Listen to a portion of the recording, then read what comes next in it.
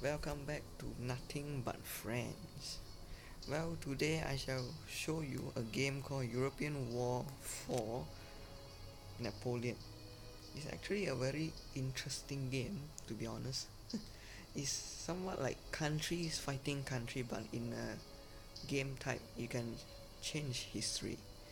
So we got campaign, conquest, tutorials, headquarter, and option. Well, let's don't bother about the conquest, tutorial, headquarter, and option. That will be for the next video. We shall look into campaign. Campaign, when you start the game, you only got two types of game you can play. After that, after you finish the two type of game, you can unlock other modes. These two, the first one is a coalition. The third coalition is formed by these four countries. By these four countries, and this one is the Imperial Eagle formed by France. So these two will always fight. You either choose this side to fight his, or to fight the Imperial Eagle, or you choose the Imperial Eagle to fight the coalition. But some fun facts lah. In the real history, the Imperial Eagle lost, the coalition won. So today, I will show you the coalition powers. As you can see, almost all I have defeated except the War of Glory and the secret level that I forgot to unlock in the Assault on French. Well, never mind. We shall look into Fire of Revolution.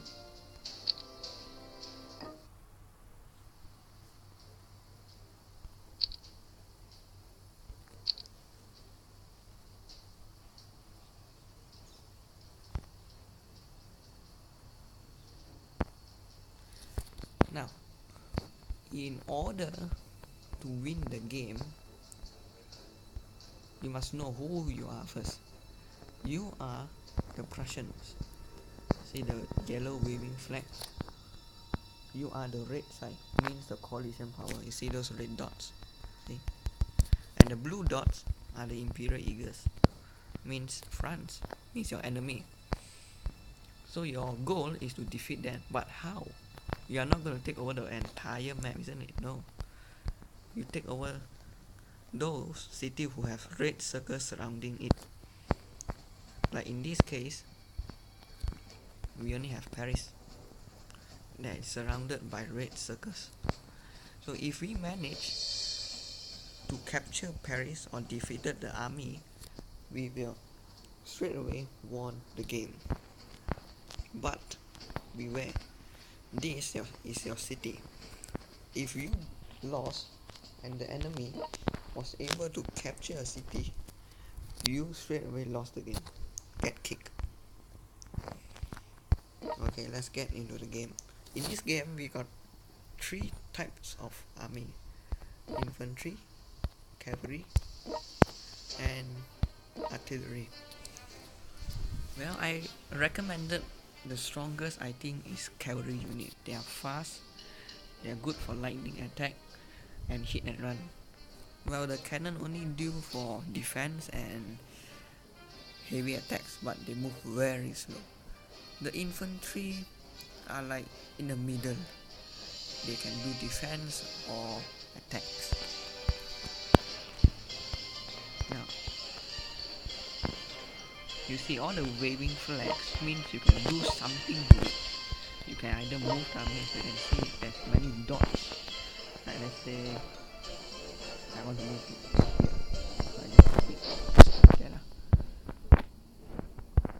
Now how do we attack is actually very simple. You just tap an army. You see this? The red circle. You just tap it and attack it.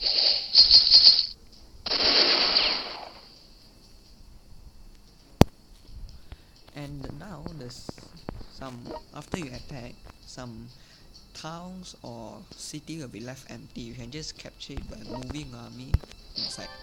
Done. Capture it. But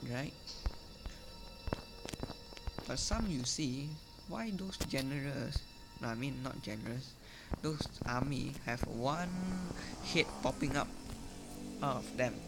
It's actually general commanding the army.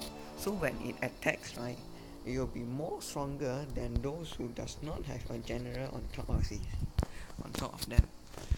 So basically, you have a general commanding you, you'll be more stronger. And you also can see why is there bricks, trees, fences, trenches, bridges. Never mind. Those are actually to provide defense for your troops. Specifically, like this will provide defense for cavalry. You can type and you can see the information up there, the top left corner. It provides troops defense for 10% and provide cavalry for 25%.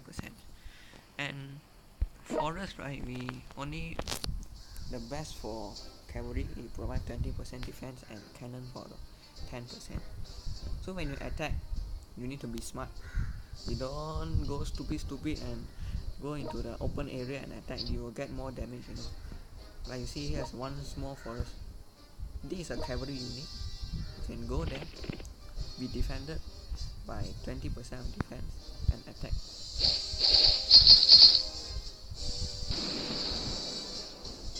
Done. Die. Never mind if it's on fire, it will go away after a few rounds.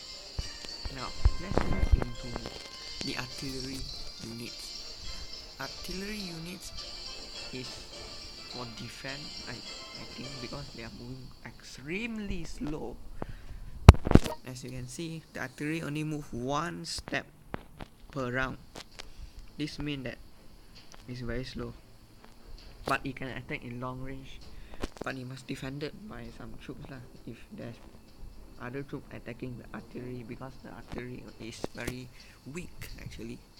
So you can attack this.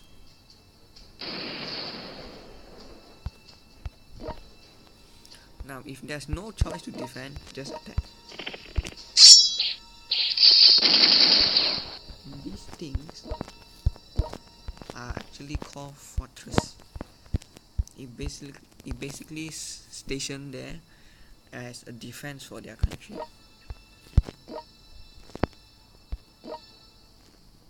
Now, some buildings or factories, let me show you. Now this is a horse barn. A factory is here. The troop is standing on top, and this is a town. Where start off like this small town, and you upgrade it until it becomes a bigger town. Those will provide defenses for you. Like Brussels, you see, it's actually a small town. Just that the troop is just blocking. You look at the top right left corner. It provides 6% defense to all the army, no matter what army you have. And you see these small trenches here? That one specifically provide defense for the infantry 20%. So might as well you move your army here and attack this army. More defenses. Now there is a rank up. Right. It promotes your army to a stronger army. There's many troops, you see. You haven't unlocked that because you haven't upgraded the city. This is how you upgrade thinking, but I'm not going to do it. It's waste of my time. I'm going to train one line unit. So this is now after you're done, you got nothing to move, everything is done. You press this. Oh sorry.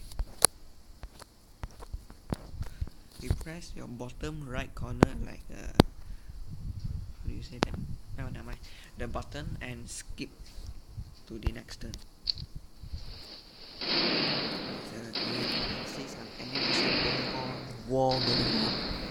But this is kind of get boring if there's too many actions. So you can just press the skip button on your left.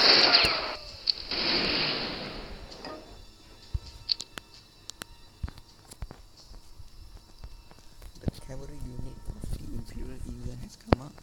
How should we defend it? You see there's many forests here. We can move this horse either go to this defense or this defense. I would rather choose this. Why?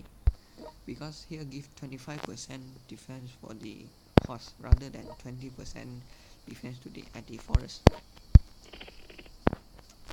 Now here comes some tactics. You need to make the general think they are weak. So like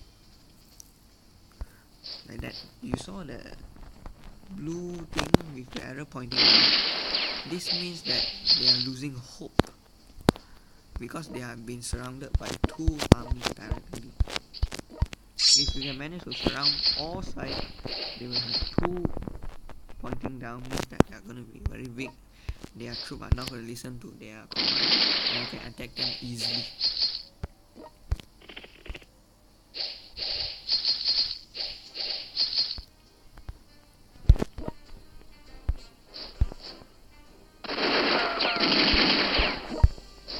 Now as you can see the difference between these troops with these troops commanded by one general.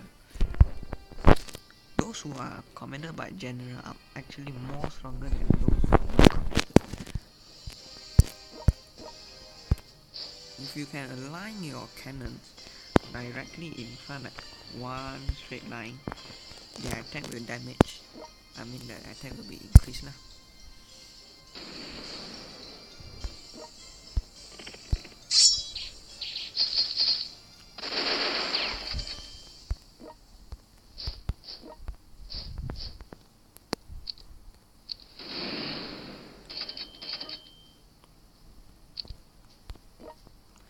And in the game, right, you can employ generals to help you win the war. Like if you play halfway, let's say you want to give this cavalry unit a general to command them so that they will have a higher attack chances. You can do it. Like you see this. Okay, let's say I want to put a general inside there. You see here, there's one small head here.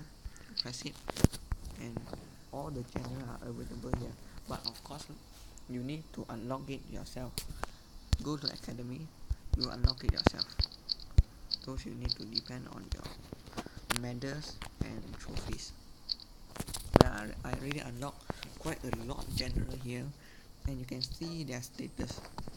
This guy is very good in cavalry unit. This guy is very good on ships, artillery. This guy is very good on infantry. But no worries if you have two same general in this game. It's just a game. Who cares? Okay. So this guy is very good in cavalry. We shall employ him to command this small little cavalry. We just press join. Oops. There you go. He's joining.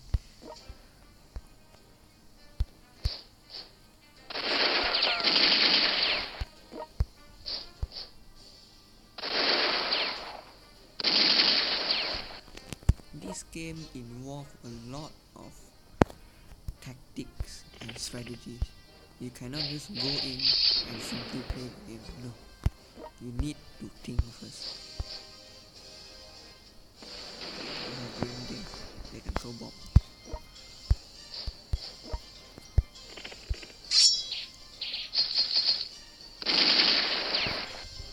I recommend this game to those who really like war, tactics, strategies, those kind of people.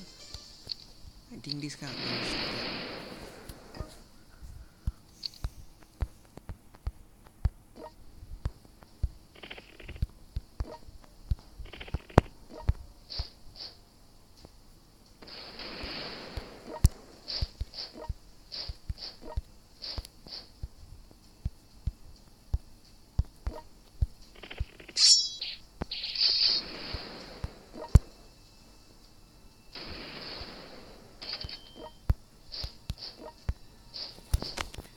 So I think that's all I can explain to you. Once I finish this, the game is over. I won't win the game. So I'm gonna put up the volume and let you all enjoy.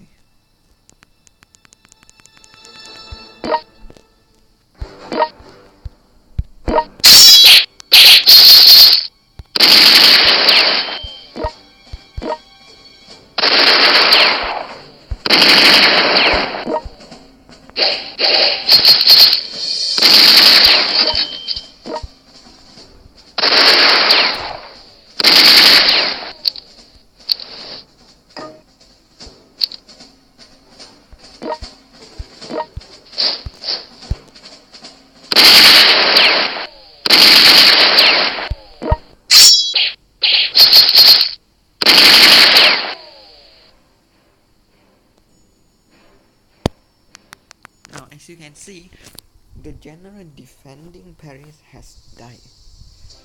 That's great news. Now what you can do is you can conquer the city. You see that red spot? What did I tell you at the first when I start the game?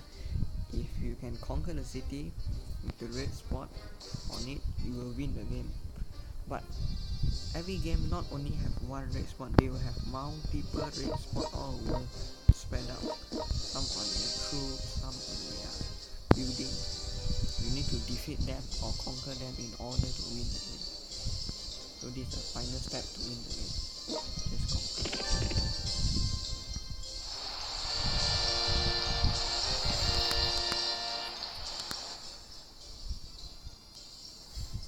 Now you see there's two types of winning stars here. If you win over 15 round or lower, over 15 round or exactly 15 round, you will earn 1 star. If you win under 6 round or just 6 round, you will earn 5 star like me. So that's the end of the game. You can either continue or exit. Exit, you will just straight put you back here. So that's all for today, for the first campaign on the coalition powers on Fire of Revolution. The story will continue through many battles that are very famous in history. So I hope you enjoyed. Please subscribe to our channel. Thank you.